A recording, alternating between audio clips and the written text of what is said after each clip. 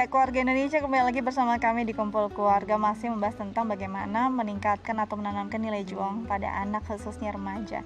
Nanti tadi kita di segmen sebelumnya melihat luar biasa ada perjuangan seorang anak yang luar biasa, bahkan dia bukan hanya untuk dirinya dan keluarganya, juga berpikir untuk anak-anak lain yang mungkin punya nasib yang sama. Betul. Ini pastinya jadi satu hal yang membanggakan bagi orang tua ya, Anti. Tapi perlu berapa lama sih, Anti, saat harus misalnya mendidik anak semacam ini? Kadang mungkin kalau dia sejak lahir memang dalam kondisi yang sulit, itu sudah istilahnya dari pengalaman hidup.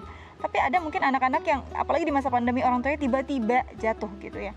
Perlu tidak sih kita menanamkan itu pada anak walaupun dalam kondisi yang sebenarnya sedang aman-aman saja, sedang nyaman-nyaman saja dalam keluarga? Iya, perlu sekali namanya Dika. Jadi sebetulnya dalam kondisi yang aman pun kita harus mempersiapkan mereka. Betul. Sehingga pada saat itu terjadi, ya amit-amit emang nggak pengen, tapi kalau pada saat itu terjadi mereka setidaknya sudah siap gitu, jadi punya pelampung dulu gitu. Nah, caranya gimana? Nah, untuk keluarga atau anak-anak yang sekarang ini dalam kondisi yang aman-aman, nah kita orang tua harus menyadari bahwa kesulitan yang dihadapi anak, misalnya contohnya entah di usia berapun ya, misalnya pada saat SD, sekarang kesulitannya misalnya online, sekolah online dan sebagainya gitu ya.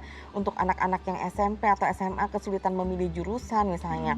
Nah, itu biarkan mereka yang menyelesaikan terlebih dahulu permasalahannya gitu, sehingga kita sebagai orang tua itu akan masuk apabila mereka memang memerlukan bantuan kita, dan itu pun kita berikan bantuan adalah sebatas memang yang kita rasa masih ada usaha mereka juga untuk bangkit dari itu. Jadi jangan kita yang nyuapin begitu aja spoon feed gitu.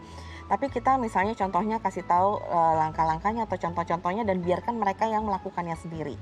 Jadi seperti itu. Jadi kalaupun anak-anak kita dalam kondisi aman, kita harus tekankan bahwa ini bukan berarti kamu aman selamanya. Betul. Gitu ya.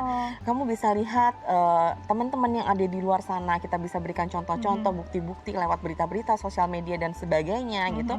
Itu memang kita harus berikan gitu, sehingga anak-anak tahu bahwa mereka pun dalam keadaan yang aman sekarang perlu yang namanya kemandirian, perlu yang namanya daya juang, perlu juga bisa memotivasi diri sendiri sehingga pada saat mereka terpuruk mereka bisa bangkit kembali. Nah, itu memang perlu diberikan bekal. Jadi intinya adalah kita berikan masalah yang menurut kita mereka bisa hadapi saat ini, sehingga kita bisa tahu bahwa nanti pada suatu saat mereka menghadapinya, mereka sudah siap secara mentalnya. Tapi bagaimana bisa mengajak anak untuk bekerja sama gitu? Mungkin bukan untuk membantu keuangan keluarga, tapi paling tidak mengerti, memahami. Apalagi untuk remaja ini sudah mulai beralasan juga nih, nanti ya beralasan, punya argumen tersendiri, punya logika tersendiri. Ada tidak sih cara tersendiri untuk bisa melakukan pendekatan pada mereka, misalnya menjelaskan kondisi keluarga seperti apa? Iya, betul Nika. Jadi pertama memang harus dengan kejujuran dan keterbukaan. Tadi kalau di awal saya sebutkan ada 3 jenis orang tua, tentunya kita memang menuju ke jenis yang ketiga tentunya ya. Jadi yang bagaimana kita open aja, apalagi anak kita sudah remaja, kita harus tahu bahwa anak ini kita selalu persiapkan mereka untuk ke stage selanjutnya, ke tahapan selanjutnya. Jadi kalau anak kita ini berada di dalam usia remaja, berarti kita harus mempersiapkan mereka pada saat mereka nanti dewasa awal. Dimana dewasa awal berarti kan misalnya contohnya mereka akan kuliah, atau kemudian mereka juga akan kemudian mencari kerja, mencari pasangan dan sebagainya. Nah, sehingga kita persiapkan dari sekarang. Contohnya apa? Dalam segi keuangan, kita buka-bukaan aja gitu. Tadi misalnya contohnya yang kita bisa spending setiap bulan hanya segini. Uang sekolah kamu segini gitu ya. Sehingga apa yang bisa kamu lakukan? Jadi tanyakan ke mereka. Jadi mereka akan misalnya, oke, aku akan nabung. Atau mungkin ada juga yang di usia-usia SMA sudah mulai gini, oke mama nanti aku yang bayarin airnya misalnya. Atau aku yang bayarin wifi rumah ini dan sebagainya. Itu nggak masalah. Jadi karena kita mau kasih dia tanggung jawab lebih gitu kan gitu.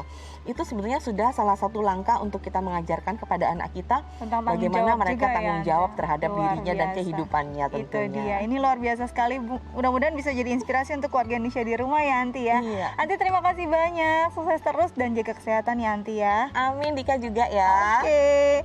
Nah, keluarga Indonesia bagaimana? Pastinya jadi suatu hal yang bermanfaat juga ya untuk diterapkan di keluarga kita sendiri. Oke, keluarga Indonesia, saya pamit dulu. Sampai jumpa.